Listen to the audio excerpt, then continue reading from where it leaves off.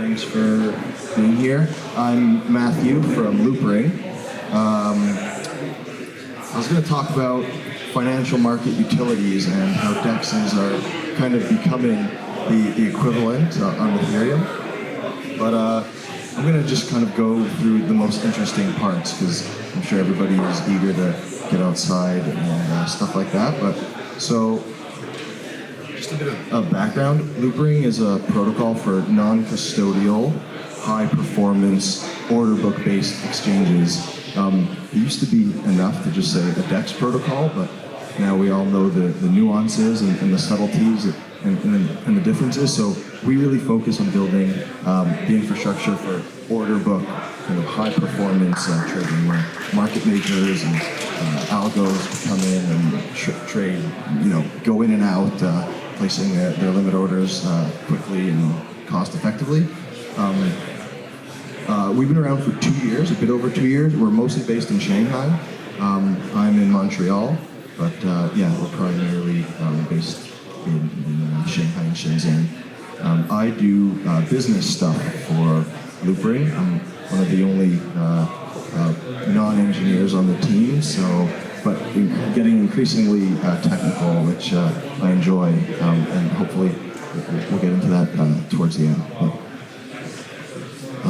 So I kind of had 2 points. I wanted to look at financial market utilities and what the hell are these things and why I kind of have been caring about it recently. And then I want to talk about how Loopring scales our third version of our protocol with snarks, or specifically ZK rollups. So FMUs, these financial market utilities, are, and this is I pulled it from the Fed board definition, multilateral systems that provide the infrastructure for transferring, clearing, and settling payments, securities, and other transactions between financial institutions. Now, some of these are important, and I don't just say they're important, they're labeled systemically important if a disruption to them could cause widespread liquidity and credit problems throughout the U.S. financial system. And if that is the case, they're designated systemically important, and FSOC is the one that deems them as such. And I've been looking at which ones in Ethereum could be systemically important and kind of FSOC equivalent. So you have Ethereum, which is the financial system itself. So it's hard to kind of say it's an FMU on top because it's the kind of parallel financial system, in my opinion. Then we have things like Maker and Uniswap and Compound, and to an extent, definitely Chainlink, and hopefully Loopring that could become a systemically important kind of underlying infrastructure. So what are the ones in the legacy world? It's all these things that, I don't know if any of us have necessarily heard of them. They're in the background. They're these clearing corporations, the depository trust company, and the options clearing corporation, stuff like that. So we haven't necessarily seen them, but they handle the bulk of all this trading or all the settlement. And these, in fact, are the 8 that were deemed systemically important. So it's too big to fail by the legislation granted under Dodd-Frank. So these are the things, and I think that DEXs are going to become the equivalent to these sorts of things, where users don't really care if it's using Kyber or for margin Fulcrum or DYDX. These things are going to become systemically important, though. And the things in brackets are who oversees them, who are the supervisory boards, the supervisory agencies. And the Federal Board of Governors has a say in kind of all of them, if not the SEC or CFTC. So I just to go through this kind of quickly, I find it interesting and a bit of, there's some cognitive dissonance here, that how they describe their terms, it's kind of uncanny how similar the vocabulary is in certain senses. So CLS is one example that deals with foreign exchange payments. And they mention here the CLS payment versus payment system, PVP instead of P2P, ensures that one payment leg of a FX transaction is settled if and only if the corresponding payment leg is also settled, eliminating that risk on the other leg.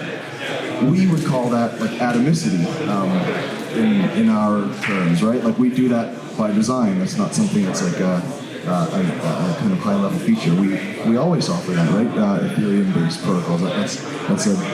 That's table stakes. So it's interesting how that's similar. And actually, I wanted to include a video because it's quite funny. CLS has this video that like looks like a 2017 era like ICO video of all cool graphics. I wanted to include because I wanted to like show it to you and say like which token is this, but it's actually an FMU deemed systemically important. But then we also see where they steer away from the ideals that we espouse and build upon. So this is the depository trust company, which is like the biggest, or in my opinion, I'm not sure about that, but just they're quite ubiquitous. Reduce costs and provide clearing and settlement efficiencies by immobilizing securities and making book entry changes to ownership. I found that super interesting. Immobilizing, that's how they get their efficiencies, whereas Ethereum kind of makes them supremely mobilized or kind of fluid. And on the book entry, they're just marking their internal database, netting between financial institutions who have securities change hands, whereas we, of course, have kind of real changes of ownership. But if you kind of look back far enough, maybe an entry in Ethereum is just a change of ownership. And of course, the book that everybody owns. So I found that just interesting. Brings efficiency by retaining custody of more than 1.3 million security issues, $54 trillion worth in 2017. So, these FMUs do their thing, and they're so important because they do it in-house, and that's how they bring about efficiency. So quite, different than what we look for. And now here, just one more example. It's quite intriguing. So user-owned by the constituent institutions. DTCC is the premier post-trade infrastructure, advancing automation, centralization, and standardization, and streamlining the processes. So we have similar goals, except they go about it in a centralized way. And I'm going to skip through this right now, or I'll just go through it very, very quickly. But we see like settlement and servicing are two of the things that they really, something that they could do well. They do end-of-day netting. DEXs could do like end-of-block, or even, as we'll see soon, intra-block netting. And then you have underwriting and corporate actions, dividends, and registration and transfer of securities. Like Ethereum is, in my opinion, kind of made for a lot of these settling functions. So we see the legacy financial market utilities. They have different clearing houses per instrument. Ethereum can settle all instruments, assuming they conform to the standard, or that a DEX could settle multiple standards. ERC20 or 721. Efficiencies by centralization, efficiencies by decentralization. Reactive to risk, meaning they kind of have to always be like tabulating what's going on amongst each other, whereas we could be proactive and kind of have a more holistic view of the different dependencies and risks. So Ethereum kind of does all of this better by design, which is really exciting that some of these protocols, including Loopring, including BZX, or BZX, sorry, I'm Canadian, BZX, but they still pose risks. And, smart contract insurance, like Nexus Mutual could be a thing. Here's just a quick thing, like, we're such a tiny fraction. This is just looking at one clearinghouse on one type of instrument, like a credit default swap, and ICE, which I guess maybe some of us know because like the whole backed relationship. But you see they're clearing trillions. But this is actually a multi-year total. But this is just one instrument in one clearinghouse. So it's like so exciting what DEXs will be able to clear and how much value could be transposed if indeed DEXs and other things become these FMUs. So now I just want to talk about how we go about things in the Loopring model. you guys all know, and Kyle alluded to, although I missed the beginning, we have the four different types of DEX market structures, or general market structures, I guess you could say. We have the automatic market making, like Uniswap, quote-based by a bunch of reserve managers, Kyber, auction-based from the Dutch X, and then we have order book-based, Loopring, and our closest peer would be 0x in terms of the architecture. So we're going to focus on number 4 right now for the rest of this. That's what we work on. So there's been 3 generations of Loopring DEX tech in the past 2 and a bit years. Well, actually, we never implemented this model. This is the everything on blockchain model. So you have the order book, you have absolutely everything is on there. That's maybe the naive implementation to put everything on there. So deposit, withdrawals, orders, to cancel orders also cost gas and takes a block cycle. And you have these nice security guarantees, but it's completely infeasible to trade that way. And we actually, so an example of this would have been Ether Delta. When they first launched, we never implemented this. We came about in July/August of 2017, and we went to the next model, which is just settlement on chain, which maybe you guys are familiar with, again, more like the 0x model as well. So here the order books live on chain, they're matched.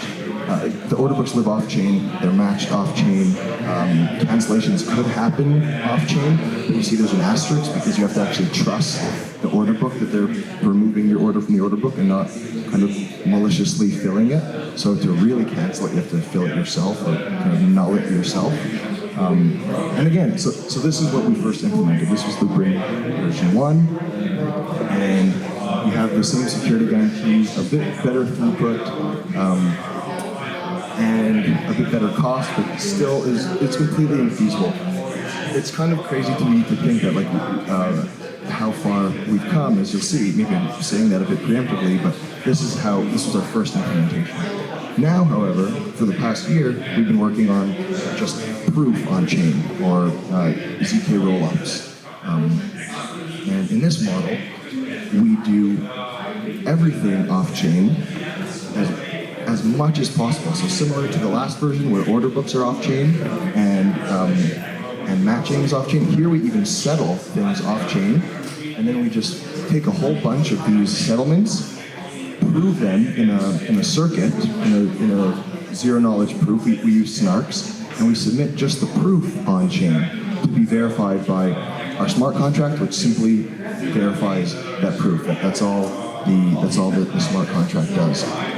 So really, a DEX state lives in the DEX keeps state in the Merkle tree, and all the users have their little account balances, which represent the leafs. And when you're interacting with the DEX, you're interacting with an off-chain structure like this. They update it, all these little transactions, and when they get to the amount that they could fit in like a virtual block or like a chunk, they prove it. And they submit that proof to the Ethereum blockchain to be verified. There's one nuance here. So you see what we just put. So deposits and withdrawals have to be on chain because that's how you kind of get the funds into their Merkle tree. And then you keep the state and you put the proof. But on-chain data availability, maybe you guys have heard of this. This is more of a subtlety, but it's important.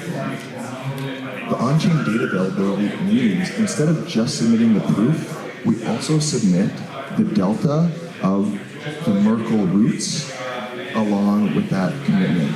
Because that way, anybody could go back in time and see the state of a Merkle tree by using Ethereum as the kind of the hint, the data availability layer. So without putting the data on chain, there's still an element of trust with the DEX operator. They cannot steal my money or do arbitrarily bad things, but I could say, hey, DEX, what was my balance yesterday or last week?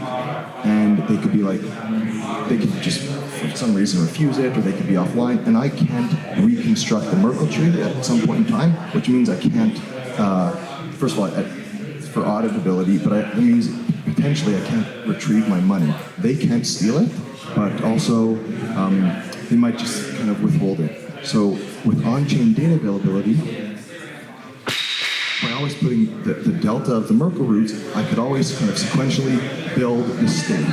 And so that's what we focus on, which is the more secure one. So here, what do we have on chain? Deposits, withdrawals, and block commitments and verifications. So really what happens is when that Merkle tree is being updated and you have all these transactions, it eventually fills up like a virtual block, not like an Ethereum block. And then the DEX operator puts that block on chain and it has some finite amount of time to prove it. They have maybe, let's say, an hour to generate the proof and then submit that proof on chain where they could say, hey, everything was executed faithfully, right? I followed the protocol rules. I didn't, because the snark checks signatures, it checks order balances, all these little constraints in the circuit. So it's either right or wrong. If the DEX operator does not submit the proof within that hour, then they would be slashed. So within that, let's say, in practice, like a proof takes right now 20 to 40 minutes. So they have 20 to 40 minutes to generate that proof. In that time, there's only a level of like economic security. It hasn't been cryptographically proven, but the DEX operator must submit that proof or they will be slashed. So there's like a level of economic security by staking. And then ultimately, when the actual snark gets verified, cryptographic security. So as secure as Ethereum with an asterisk, with the on-chain data availability, it really approaches Ethereum security with the caveat of that economic finality time before the cryptographic finality. And you see, let's actually look at the better stats. So this is what we've been able to, we kind of released the beta 3 of Loopring v3 last week. It's out for audits right now of the smart contracts and of the zero knowledge circuits. We also have a bug bounty on Bitcoin. But these are the numbers that we're able to do. And you recall we were only able to do 2 to 3 transactions per second in version 2. Now with on-chain data availability, so this is like the really strong one, we could do 350 right now.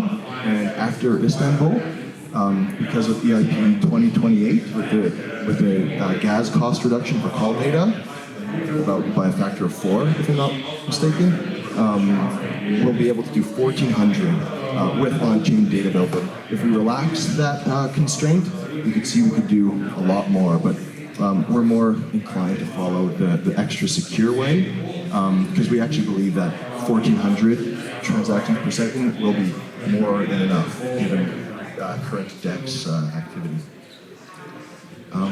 So just a quick look at the throughput limitations, like just a bit on the technical side. So with on-chain data availability, it does scale, but we are limited with the gas cost of sending that call data, which is about 320 per settlement. That's with the on-chain data availability. Without, and then you also have this for either with or without. You have 256 million constraints that limits like the proof that we can submit, because otherwise it's inefficient.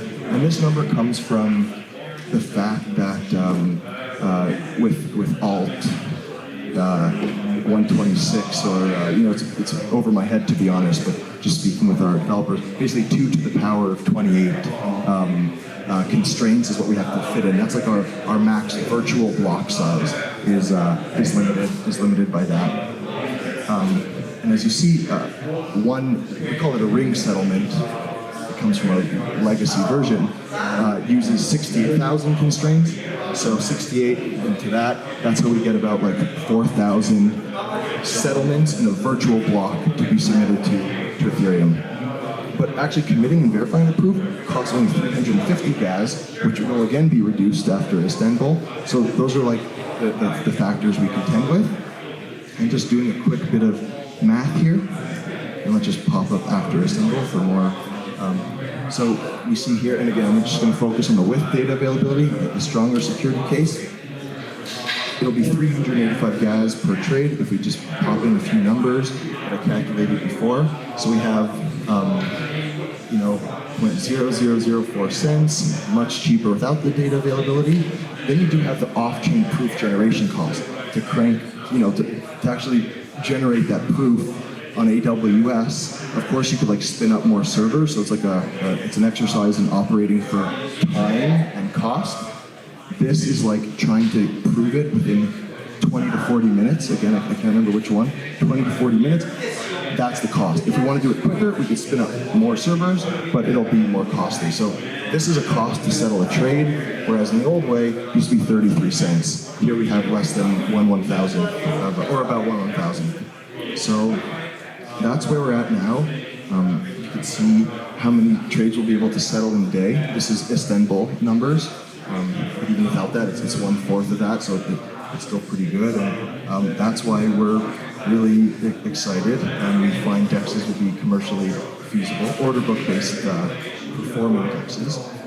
This is where we are right now, and I'll leave it there because I'm at my 20 minutes, so thank you guys.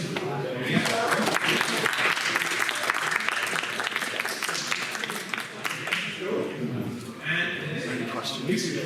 Yeah, could you just, I missed the part. The Onchain, so with what you call the Gen 2, where you have where each trade gets settled on-chain. There, if you just look at Onchain, you can immediately see each individual trade, which accounts were involved, and the amount and the assets involved. You just repeat or clarify, how does that change when you're Gen 3, with and without data availability? Right, yeah, that's a very good question. Right now, we don't use snarks for any privacy-preserving means. So first of all, for sure, the operator that you trust, not with your funds, it's still non-custodial, but they see it. As far as I know, what could enable the privacy-preserving stuff for us is recursive snarks, which we can't support yet. I think we need a new elliptic curve. But what information can you get from the new models? Right. So with the on-chain data availability, so we have to build a mini virtual block explorer, let's say, for the virtual block. Anybody could see that. With on-chain data availability, since all the updated states are being posted, anybody could in fact see that. So at any point in time you can identify which trades happened, or only the state changes in the accounts that have deposits on the exchange? Right. It's a very good question. It's kind of a nuance I'm not aware of. I would love to get an answer I could believe in from our team. I know what I'm trying to, my follow-up on that would be with the Gen 2, it's the operator of the exchange is not privileged compared to anybody else when it comes to, let's say, wash trading or specific trades. There's a cost involved with each trade, you need to have funded accounts to do it, and it seems to me here, unless I misunderstand something, the exchange operator could just create non-happening trades, mix them in with legit trades to inflate volume. Sure, okay, so I see what you're saying about that position of privilege, but the operator can't make arbitrary fake transactions because then the proof won't be correct. Yeah, but you have no real cost or fees involved from the point of the operator. As long as they have the collateral in their own accounts, they can just trade back and forth 1,000 times and mix them in with some legit trades, and then it seems like the kind of situation we have with some exchanges today where the volume looks like it's up here, but 95% is actually not real trades. Right. Yeah, that's interesting. I guess with the on-chain data availability, there is the slight cost of doing that, but yeah, without it, then it's literally free for them because it's just the overhead of the commitment and the proof. But that's an interesting point. Do you know if this is something that you're trying to address? To basically be able to say that volume is very real. The answer that I believe is that you will be able to see on that virtual block explorer the kind of where the trades derive from. But I guess it's possible that the DEX operator could spin up a bunch of accounts, fill blocks, pay that extra cost in the on-chain case. You can't really square that triangle, right? You can't have Right. both like super fast and efficient trades and also like full transparency. Right. That's, do you have a suspicion one way or another, or like from other projects? Have you heard about a solution like this, or? I don't know of any solution for this. Right. For this kind of question. Right. I'm going to put you in contact with, I would love to, our lead V3 developer called Brecht, because he would have a way better answer for it than I would, but that's a very good point. And the operator is still someone that, like, you know, has, actually, something that's interesting is the operator, like, if I want to spin up like Matthew's exchange, it's likely that I won't be also the zero knowledge prover. I'm just like the front end guy and good at acquiring users and maybe legal and compliance. Like, I'm not a zero knowledge prover. It's similar to like setting up a relay for Xerox, right? Exactly. So like now, and it's actually interesting, that relates to like the financial market utilities you spoke of. Loopring, for the first time ever, kind of has like, besides being like an open source protocol, we have like a viable business model in being the prover for DEXs building on it. Of course, you could do it yourself if you have access to machines cheaply, but we think we'll do it very well, let's say. So then you have to you have to trust us as an operator, and you think, again, we can't steal your money, but like, if we're bad operators and we don't submit a proof in time, that means the history from the last proof to like us, it gets reverted, which disrupts your users, and you're gonna say, get out of here. I'm not using you as my operator anymore. I'm gonna choose a different one. The decentralized optimal solution for that is not using one operator, but using a contract as an operator with multiple sub-operators that get like chosen according to something, maybe per state. So everybody like gets a chance to operate. You get a chance to like submit a block, he gets a chance, like a contract of sub-operators. Although right now that's not how it's scaled. Right now it'll probably be just one super efficient operator. Hopefully there's competition, but we actually will operate our own operator. Thanks for those questions. Anybody else? Well, thank you guys very much. I appreciate it.